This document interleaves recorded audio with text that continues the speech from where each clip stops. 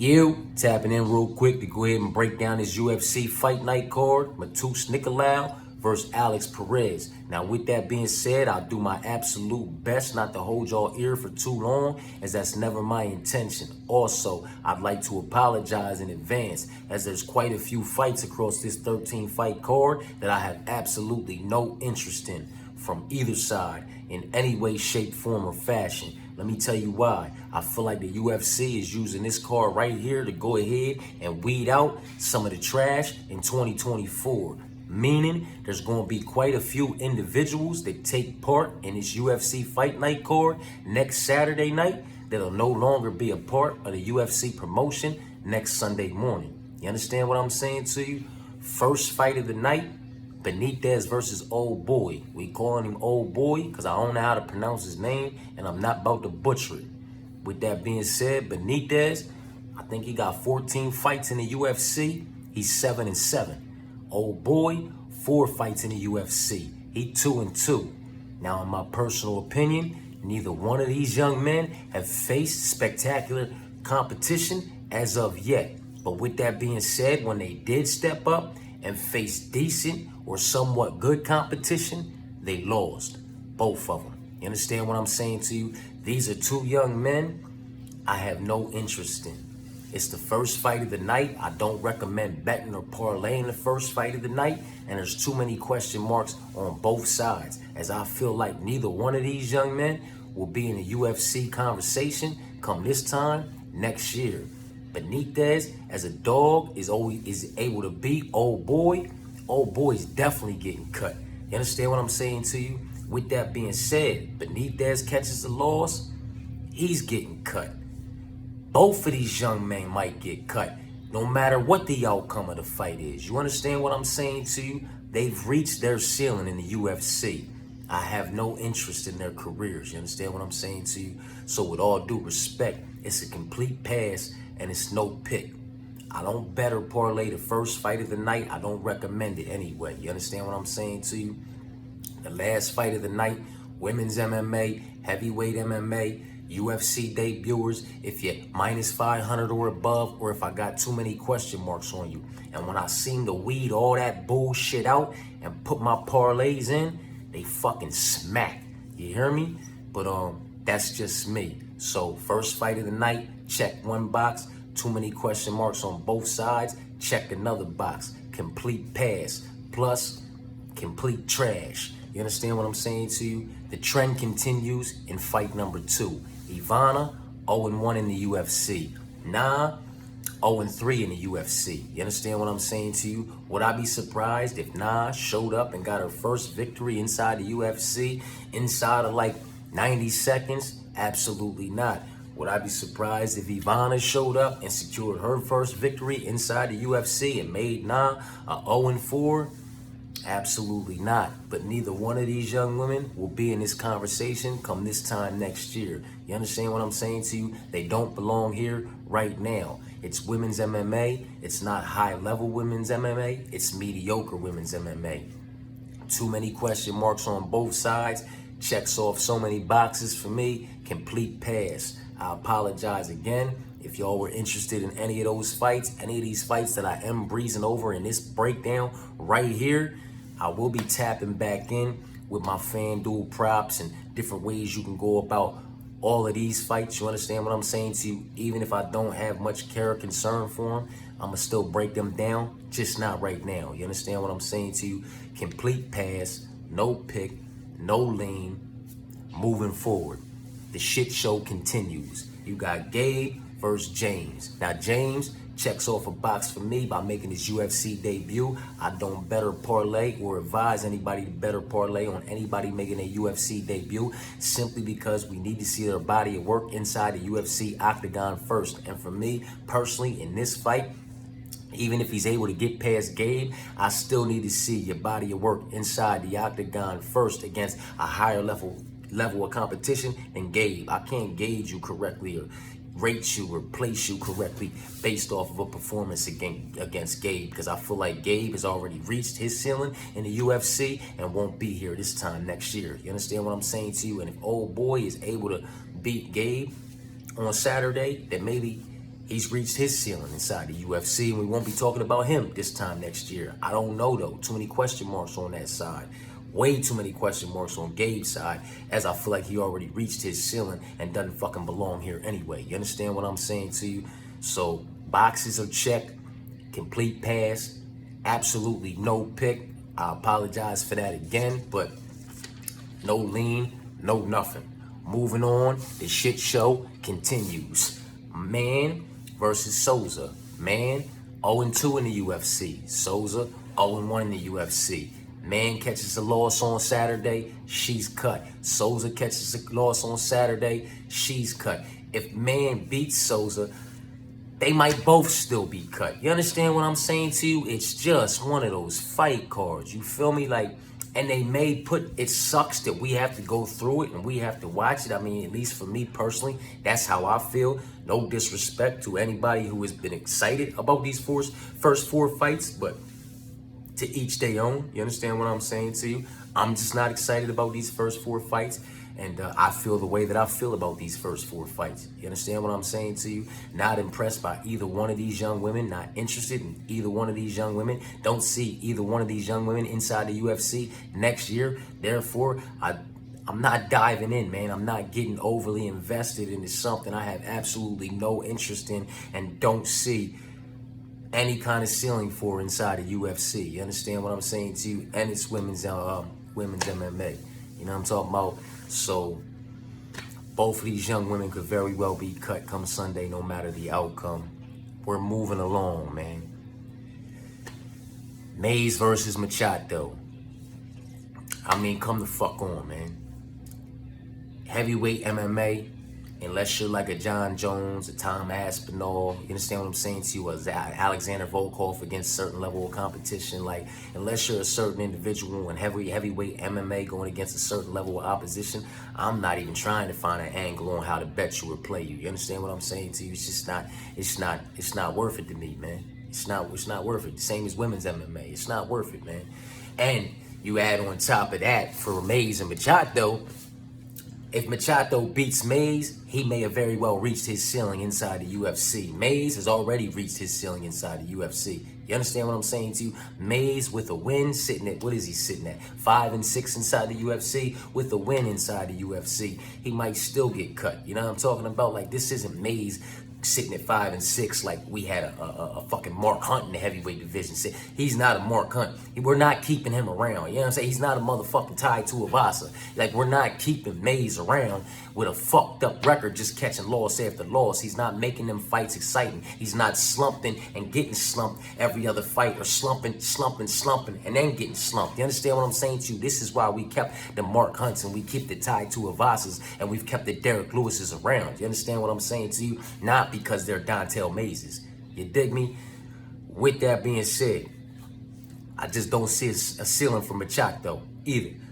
Machado gets a win over Mays. Mays is cut. Machado might be around for 1 or 2 more fights until he gets cut. Mays pulls off a win against Machado. Machado's probably getting cut. Maybe they keep him around for 1. Maybe they cut both of these individuals. You understand what I'm saying to you? They're weeding the trash out, man. And they're really shoveling the shit on us heavy these first 5-6 fights. You understand what I'm saying to you? We just got to get through them, though. And then the night starts to look a little bit fucking better, man. I started to get excited anyway. Not on this fight here. Not on Hubbard versus Figlak. Because fuck Hubbard versus Figlak, you feel me? In my personal opinion. But, I mean, what can I say, man? It's Hubbard versus Figlak. Hubbard's got 8 fights in the UFC. What is he, 3-5? Am I right on that? 3-5? I mean, in my personal opinion, this kid's a fucking bum. He's not great anywhere. He's not necessarily good anywhere. He is decent in some areas. But he's soft as fuck in other areas. Now, this is just my personal opinion. Chew me up in the comments if you feel need be necessary, man. Figlak on the other side of things, man. I don't see a ceiling for this kid. Hubbard, he reached his ceiling. I don't feel like he belonged in the UFC the first go around. I definitely don't feel like he belongs in the UFC this go around. I feel like the UFC is going to feel the exact same way come Saturday night when Figlak possibly finishes him or gets it done by unanimous decision. This will be the first, like, I guess, pick. You could say that I'm offering a heavy lean towards Figlak. Maybe it's just because he's fighting Hubbard, though, and I'm biased. I got no respect for Hubbard, his body of work, what he puts out, or anything about his game. You understand what I'm saying to you? So that's just that with that. Figlac, heavy lean to get it done against Hubbard and get him on up out of there. And then with that being said, when he beats Hubbard, that may very well be Figlac's ceiling in the UFC. And he might get dusted 1 or 2 more times and get put out of the UFC. No interest in this fight. No interest in either one of their careers, but I will offer a lean for Figlac to get it done, but only because he's fighting fucking Hubbard. You understand what I'm saying to you? Let's slide on. Now this fight, I'm actually hype about. I ain't even gonna hold you. I'm hype about this one. I'm excited about this fight, man. Ronnie versus Victor, I'm excited for it, man. You understand what I'm saying to you? And I urge anybody on the Victor side of things. Last time I looked, he was like a -6 something, going close to -700. I urge you very strongly to stay the fuck away from that, man. Stay the fuck away from this fight. You understand what I'm saying to you? And if, for whatever reason, in any way, shape, form, or fashion, you have already went out there and parlayed Victor up, who by all means does not deserve a parlay party in any way, shape, form, or fashion. But if you've gone out there and parlayed this man up, like the money line suggests, or you've gone out there and bet on this man, like the money line suggests, please go secure your back door by just putting something light, even if it's $10 or a quarter unit on Ronnie's money line to get your money back for whatever you invested on this young man at minus whatever the fuck he is. That's ridiculous, and he shouldn't be against anybody in the UFC. Listen, I was rocking with Victor too. You hear me? When he showed up in the UFC against Raoni Barcelos as an underdog, I had, and this is Raoni Barcelos 2.5 years ago, not now. I had Raoni Barcelos winning that fight hands down, all day, every day. Boy, was I wrong. Victor showed up, landed, not put out, landed over 180 strikes. Looked absolutely fucking amazing. You understand what I'm saying to you? Then comes in as a nice size favorite against Rafael Assunção, a crafty UFC OG veteran, and completely shit the bed. Got completely neutralized, succumbed to the pressure of Rafael Assunção, Rafael Assunção's takedowns. You understand what I'm saying to you? And couldn't even put up 60 strikes against Rafael Assunção. So then we get him at a better number against Tony Gravely, and man, he looks to be the old Victor Henry at his UFC debut against Raoni Barcelos. Put up, landed over 160 strikes, succumbing to 3 takedowns from Tony Gravely, defending multiple more, and still landing over 160 strikes. The no contest with old boy after that, we're not going to talk about that. You understand what I'm saying to you? But I'm telling you, man, and I'm telling you, with everything inside of me, man, tread lightly on this fucking fight, because Ronnie could very well show up and play the role of Rafael Assunção and completely neutralize this young man. I believe Ronnie to be more dangerous than Rafael Assunção. And that pressure and them takedowns, they're there, man. You understand what I'm saying to you? You're talking about a man who has 27 fights inside of the UFC. What is he? 17-8-1-1 for Ronnie. 17-8-1-1 inside the UFC. The level of competition has definitely been on his side of things. You understand what I'm saying to you? And he's a crafty OG UFC veteran that knows how to get it done on the cards, that you don't have to second guess or question when that last 90 seconds come in each round, that he's going to shoot for a takedown and do what he needs to do to secure that round. This is a man who could show up and spoil a lot of motherfuckers' nights, but hopefully not anybody night who watching this, because hopefully nobody watching this went and had a fucking parlay party with Victor Henry, knowing how unreliable and inconsistent and unpredictable this individual is. Man, he showed up and showed out against Barcelos. Got completely neutralized against Rafael Assunção, a crafty OG UFC veteran that nobody had walking away with the dub. You know what I'm talking about? Then he shows up against Tony. We're not going to talk to no contest because that didn't last long. And now there's Ronnie, who could very well play that role of Rafael Assunção. Man, you showed up, showed out, and got neutralized. And you showed up and showed out. There was no contest. Don't be surprised if this young man gets neutralized by Ronnie, man. That's all there is to it, man. We'll dive more in to the avenues I'm taking on that fight when we talk about the props and shit. You understand what I'm saying to you? Moving on to one of my, if not my most favorite fight of the night. You understand what I'm saying to you? In the Dirty Bird, versus Eurosmetric.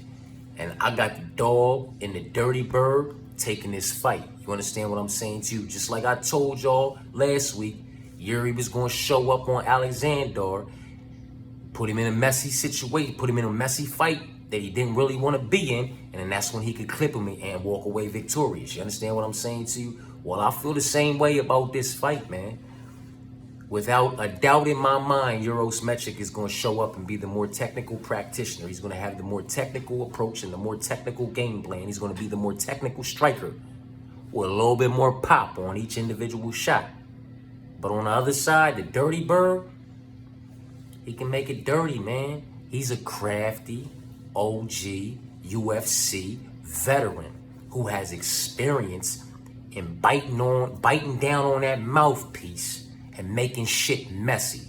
And I feel like at some point in that fight, he's gonna put Eurosmetric in the kind of fight that he don't necessarily want to be in. And when them gunshots start going off from both sides, I more so than not see Eurosmetric being the man getting clipped, going down, and possibly getting clipped and choked the fuck out. You understand what I'm saying to you? Dirty Bird possesses them same long limbs as Jalen Turner, who I believe submitted Eurosmetric, and one thing don't have anything to do with the other. I understand that, but I got the Dirty Bird taking this fight, and I got the Dirty Bird taking this fight inside the distance. You understand what I'm saying to you? He's going to clip Eurosmetric. He's going to make this fight messy, and when he makes this fight messy, he's going to take away that victory. You understand what I'm saying to you? He's going to clip him and finish him, or he's going to clip him and submit him. But he's getting it done, and he's getting it done inside the distance. The Dirty Bird got 28 fights inside the UFC, 15, 12, and 1. The level of competition is undeniably incomparable and on the side of the Dirty Bird. You understand what I'm saying to you? The man can crack the man's elbows inside in the clinch. He's fucking nasty. Everywhere the fight goes, he's capable of being a nasty motherfucker, man. You understand what I'm saying to you? And I'm just going to ride with a Dirty Bird to get it done inside the distance. That's, you know what I mean? I'm rocking with him, man. I'm rocking with the dog in him. And then this is probably one of my other top fights of the night. Jonathan Perez versus David Onama. And I got Jonathan Perez walking away with this one. You understand what I'm saying to you? With all due respect to David Onama, I got Jonathan Perez walking away with this one, man. He's going to be too much for that young man. Now, and with all due respect to Nate Landwehr, because that's my dog. And I got nothing but respect for that young man. You understand what I'm saying to you? But if he's able to put it on David Onama, rack up them takedowns, you understand what I'm saying to you? Drag him out and put that volume up, in my personal opinion, then Jonathan Perez is going to work out on this young man. You understand what I'm saying to you? Possibly get it done inside the distance. So I'm rocking with Perez on that one, man. You know what I mean? His resume, his body of work, I just respect it all. You understand what I'm saying to you? More so than I do David Onama's. I mean, the boy Christian Rodriguez, look at him. He was on a tear prior to the Jonathan Perez fight. He's been on a tear after the Jonathan Perez fight, sending top-level prospects back to where they came from. But Jonathan Perez took his oath from him. You understand what I'm saying to you? Because when this young man shows up, he's capable of showing out on absolutely anybody in the division. You understand what I'm saying to you? With the exception of maybe the top 5. You know what I mean? That's my personal opinion. Moving on. After that, we got another shit show. Individual making his UFC debut against Austin Lane. You know what I mean? And UFC debut checks a box for me. Austin Lane and all them question marks checks another box for me. He's what, 1-2-1 inside the UFC. Even with a victory on Saturday, they probably still cut him from the promotion. Old boy beats him on Saturday. He's definitely cut from the promotion. He beats old boy and gets cut from the promotion. Old boy might never be able to come back in his UFC debut getting clipped by fucking Austin Lane. Fuck this fight. The shit show continues. They're weeding out the trash. You understand what I'm saying to you, man? I can't even offer you a pick. I can't even offer you a lean. I apologize for that. You understand what I'm saying to you? We got to keep it moving, man. We got to go ahead and keep it moving, because fuck that fight, man. Ariana Lipsky versus Silva. I believe Silva's 4-0 inside the UFC so far. All 4 by submission. If I'm not mistaken, by submission inside the distance, at least inside the distance. I think they're all 4 finishes. Maybe I'm wrong about that too, but I don't have anything written down or opened up that I can look at. So you can tell me about that shit in the comments, man, or I'll check on it afterwards and then write something underneath. You understand what I'm saying? Now, with that being said, it's a 60% takedown accuracy where I would like to think Silva wants to get the fight to the ground against a 79% takedown defense of Ariana Lipski. Now, with that being said, if Silva is able to change shit together and get Lipski to the ground, she could promote a lot of problems for her. I do respect Lipski's game all around and believe she imposes a problem for just about anybody in the division when she's on her game. You understand? When she's 100% on her game, she imposes a problem for anybody in the division. You understand what I'm saying to you? Me personally, it's women's MMA. So there's no pick, there's no bet, there's no parlay, there's no lean in this one because honestly, everything inside of me wants to take Ariana Lipski. You understand what I'm saying to you? To get this thing done by unanimous decision because I don't think she's clipping her out, man. I think old girl's gonna try to get in there. She's going to eat a few things, get in there. She's finally going to get Lipski to the ground. Lipski survives a couple positions. You understand what I'm saying to you? Makes it back to the feet or doesn't, and she's down for the whole round. You understand what I'm saying to you? Comes out, it's on the feet again, goes to the ground. She gets back up. Like, it's going to be a back and forth battle, in my personal opinion. It's going to go to the cars.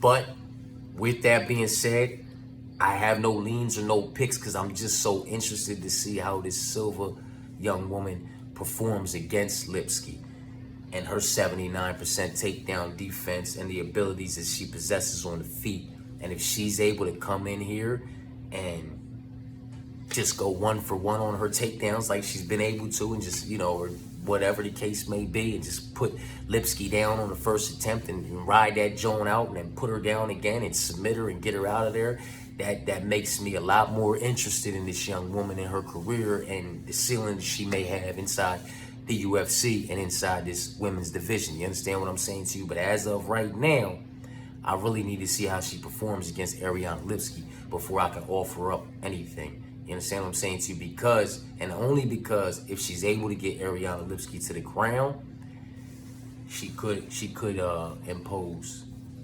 some heavy problems from the top. If she can look as good as she's been looking. You understand what I'm saying to you? But that's what I need to see. Moving on. Ryan Spann versus the boy Gustav. Motherfucking Anthony Smith's little brother. Whatever you want to call him. You understand what I'm saying to you? Now, we're not going to rock with Gustav just because he got a decision win or whatever he got over Ryan Spann. Like, that's not the route we're going to take. Ryan Spann is to be respected. You understand what I'm saying to you? The young man is no fucking chump. He's what? What is he? Where we at, Ryan Spann? 13 fights in the UFC, 8-5. You understand what I'm saying to you? The level of competition is undeniably uncomparable and on the side of Ryan Spann. He's long, he's rangy, he's got a 3-inch reach in this motherfucking fight. You understand what I'm saying to you? He's got pop on his shots, including his stiff jab. You know what I'm saying? The 2 down the pipe, his check hooks. Like, Ryan Spann can crack. You understand what I'm saying to you? And he's another young man who's long-limbed, so he can snatch up chokes. You understand what I'm saying to you? He can possibly, if not like how it's going on the feet with Gustav, go ahead and take Gustav to the ground and work for this submission to choke him out. But either way you look at it, I got Ryan Spann, and I got Ryan Spann inside the distance. You understand what I'm saying to you? Or possibly by unanimous decision, but I really do not see this fight going to decision, as Gustav is just going to put himself and his chin in too many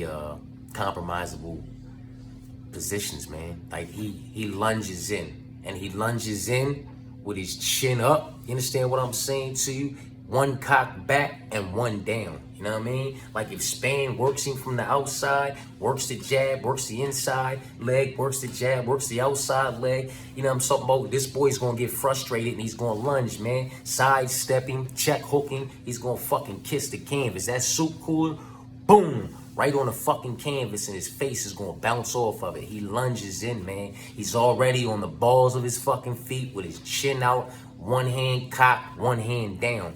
If Spann, that's what he does when he, you know what I mean? When he's trying to get you, when he's trying to get after you, that's what he does, and that's how he exposes himself.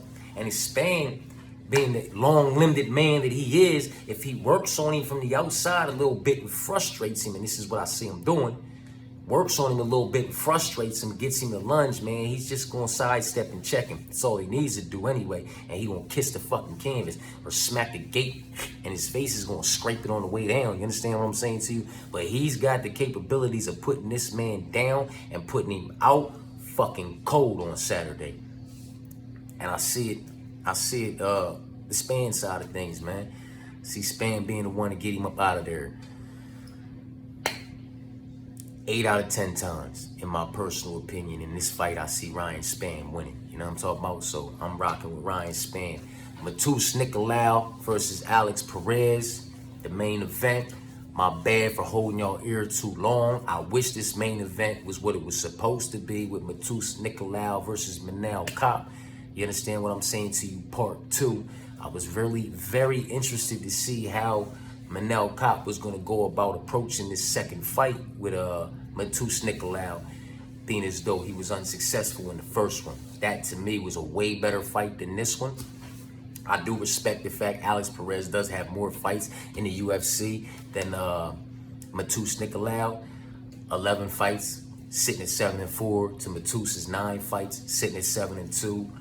Both of these young men are coming off of losses, more so on the Alex Perez side of things. We can talk about that. I don't really fault either one of these men for their losses. Matheus Nicolau lost to Brandon Royval. Brandon Royval's a fucking gat. You understand what I'm saying to you?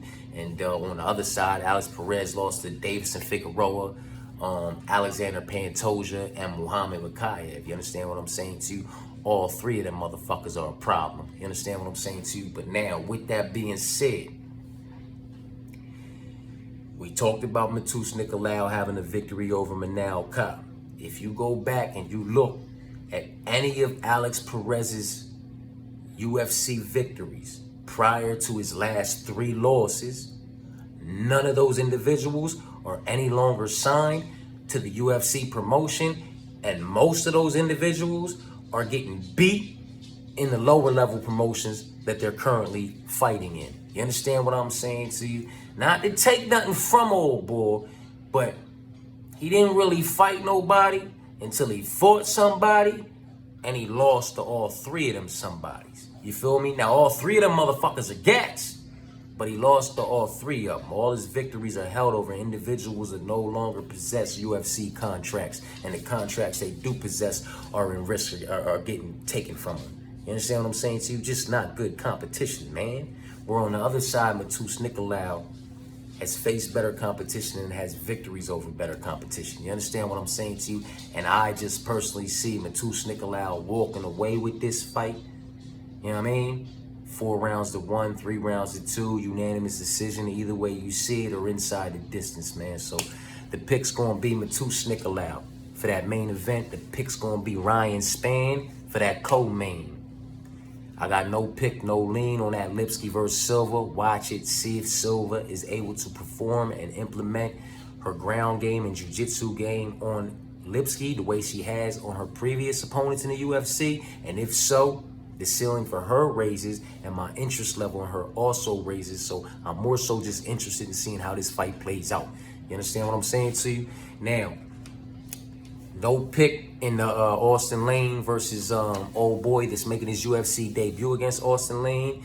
No ceiling for either one. Austin Lane's already reached his ceiling in the UFC, and old boy beating Austin Lane. Austin Lane may very well be his ceiling in the UFC. I have no interest in this fight, no interest in either one of their careers. Neither one of these men will be talked about in the UFC this time next year.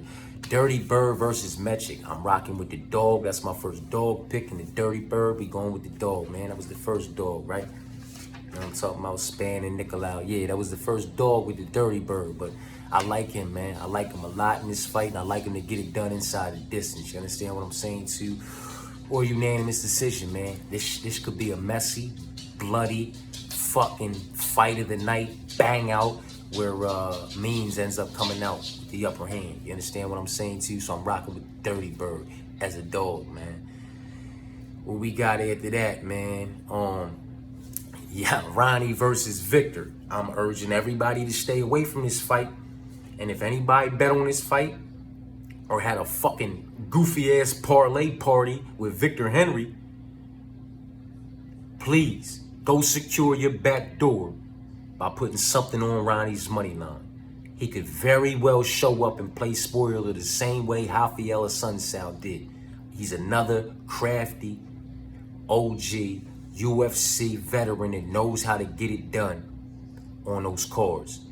Tread lightly, man. You understand what I'm saying to you?